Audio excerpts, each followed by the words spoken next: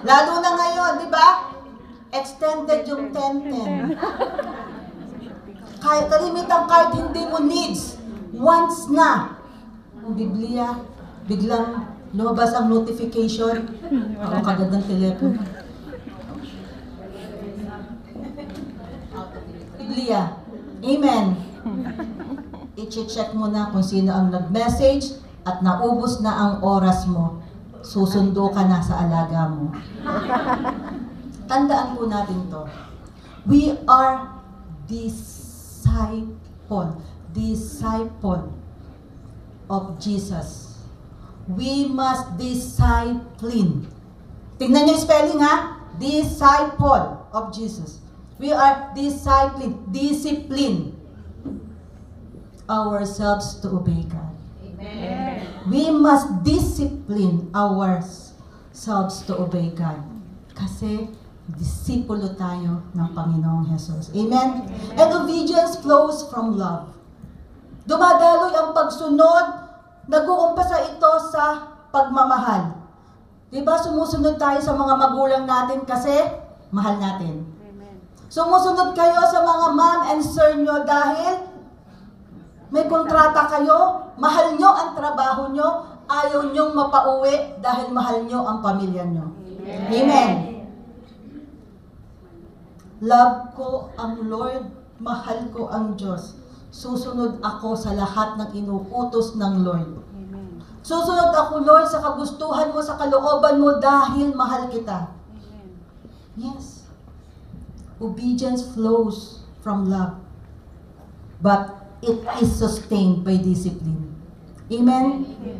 Kung wala kang disiplina, kahit sabihin mong mahal mo ang Lord, at hindi naman ito nakikita, mahirap gawin. Amen?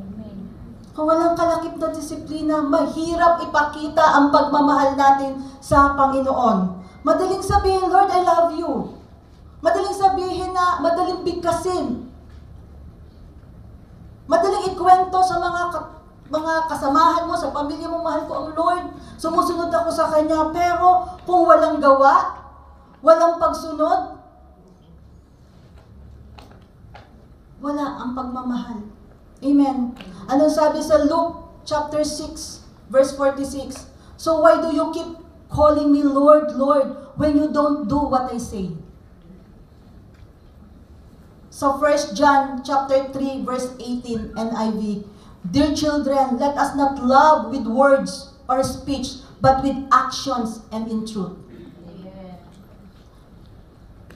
Sundan natin ang James chapter 2, verse 17, NIV. In the same way, faith by itself, it is not accompanied by action, is dead. Amen. Di ba ang isang pelikula, walang kwentang panoodin kapag walang action? Boring naman. Lipat mo na yan. Change channel o change tayo ng movie sa Netflix pag walang action. Ganyan po ang buhay Kristiyano. Amen? Dapat mayroong gawa, dapat mayroong action, dapat mayroong pagsunod. Para po malugod ang Lord sa atin. Amen. At kailangan mong disiplinahin ang iyong sarili para hindi ka ma-disqualified sa ginagawa mong paglilingkod sa Lord. Amen? So why discipline is necessary for obedience? Why discipline is necessary for obedience? Because our flesh resists God's will. Because our flesh resists God's will. Yung flesh natin, itong sarili natin, itong katawan natin. Alam mo ba, marupok yan? Madaling bumigay. Amen. Sabi sa Mateo chapter 26, verse 41, NLT, keep watch and pray, so that you will not give in to temptation, for the spirit is willing, but the body is weak. Magbantay daw tayo. Manalangin daw tayo para hindi tayo madaig ng tukso. Sino dito nagda-diet? I raise my hand. I decided na mag-diet. Low carbs. No rice, no bread. Pero, pag nakita ko ang lutong paksiw, hindi na masarap kumain ng paksiw na walang kanin, di ba? Bukas na lang ulit. Amen. May mga pagkain kasi, yung mga ulam kasi na hindi masarap kainin kung walang kanin. Amen. Pero yun ang masarap, yung may kanin palagi. Amen. Kaya, pasensya muna, low carbs. Minsan tayo pag nakabakasyon ng ating mga employer, ay salamat Lord, nakabakasyon si ma'am, si sir. 1 week ako sa bahay. Lord, attend ako ng daily prayer meeting. Alas 6, alas 9, alas 4, alas 6 ng hapon. Attend ako ng prayer meeting, ng Bible study.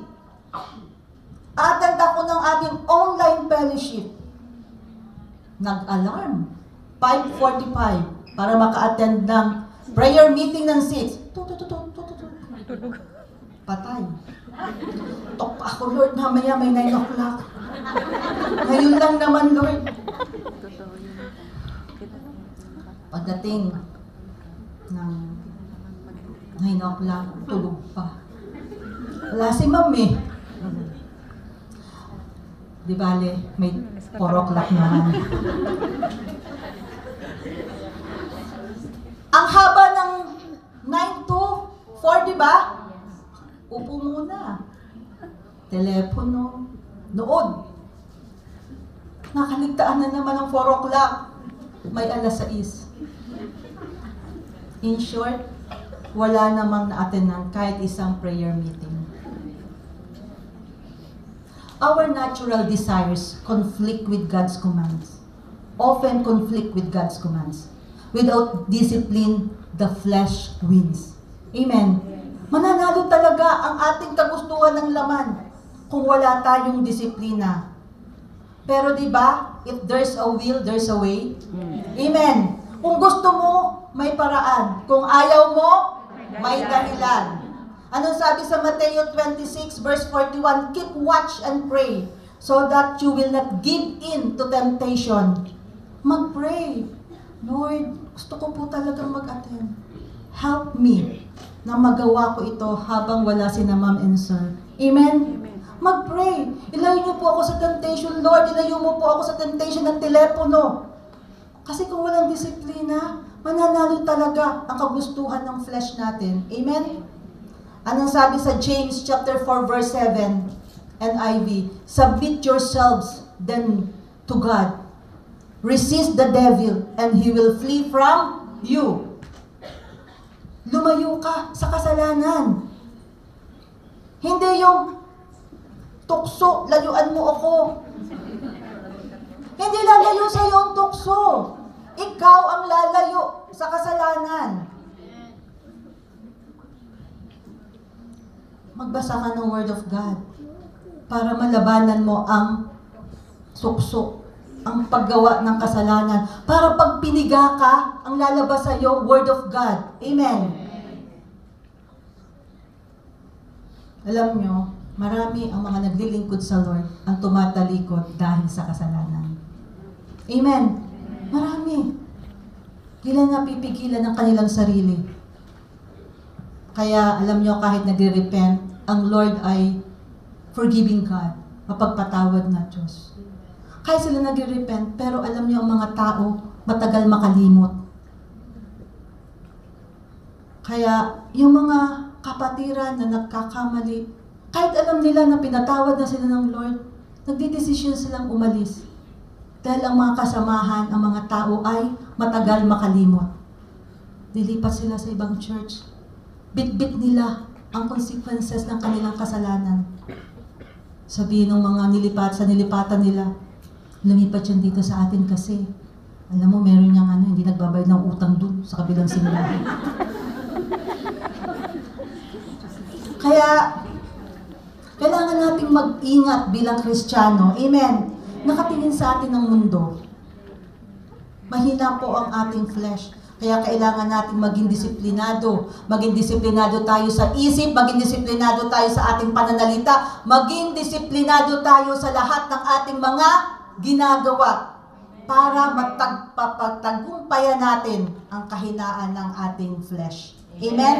Amen. So why discipline is necessary for obedience? Because obedience is learned. Obedience is learned. Hebrews chapter 5 verse 8. NLT, even though Jesus was God's Son, He learned obedience from the things He suffered. Ang buhay po ng Panginoong Jesus, nung po siya ay nandito sa lupa, hindi po ito scripted na, hindi po ito scripted na sinabi ng Diyos Ama na, baba ka sa lupa, ito ang inyong gagawin, lahat ng inyong, hindi po ito scripted na He just possibly followed. No. Ang Panginoong Jesus po, He chose His life freely. Amen? Na masunod niya yung kalooban at kagustuhan ng Diyos Ama. Na ang will ng Diyos ay magawa niya, masunod niya. And Jesus chose to obey even though yung pagsunod niya ay merong kaakibat na paghihirap. Na yung pagsunod niya hanggang kamatayan, sumunod siya sa kagustuhan ng kanyang Ama. Amen. If our Lord Jesus Christ Himself learned obedience through endurance sa pamamagitan ng pagtitiis, so must we. Amen? Ganun din dapat tayo. Tulad dapat tayo ng Panginoong Yesus. Ang obedience, natututunan natin na may kalakip na pagtitiis. Merong kalakip na sakripisyo. Amen? May sakripisyo. Halimbawa na lang natin itong mga hakot team natin. Sa kanilang pagsunod sa Lord, ang paghahakot, paglilingkod sa Lord, at sa kanilang pagsunod sa Lord, anong sakripisyo nila? Kailangan nilang gumising ng maaga dahil kailangan nilang makarating dito ng maaga at may set up itong mga instrumento. Amen. Pwede naman silang dumating ng 10:25, 5 minutes bago ang worship service.